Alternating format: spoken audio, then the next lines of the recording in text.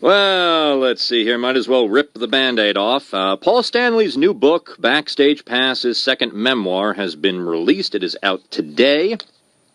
Paul does not speak too well of his former Kiss bandmate Peter Criss in this new tome. While he says it is nice to have Ace Frehley back in his life, Paul says, quote, of Peter, Peter, unfortunately, is a different story.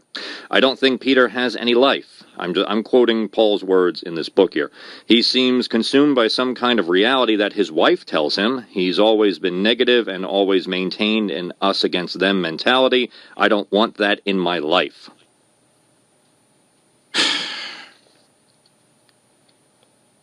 I don't know. Look, here's all I'm going to say, okay?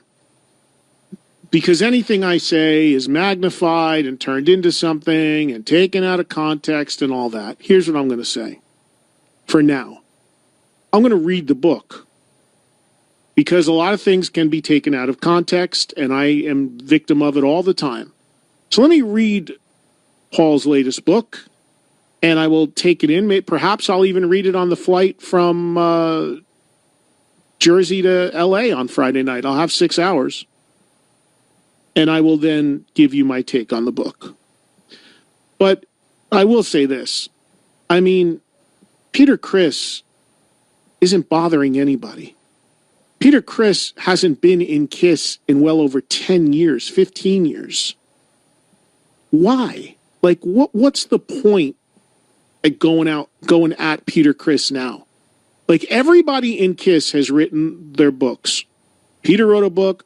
This is Paul's second book. Ace wrote a book. Gene wrote multiple books. They all shit-talked everybody else at one point or another in the books. They've all shit-talked each other. You know, Paul says those things about Ace now. I'm sure he'd retract them, and the book was written before Ace claimed that Kiss tried to kill him. It's insane. But whatever the craziness around this band is so ridiculous. But here's what I'll say. Like, why? Like, why the need to... Peter is essentially retired. He performed for the last time a couple years ago, as he said. He's minding his own business. He's off the grid. He's enjoying his life, living comfortably in New Jersey with his wife.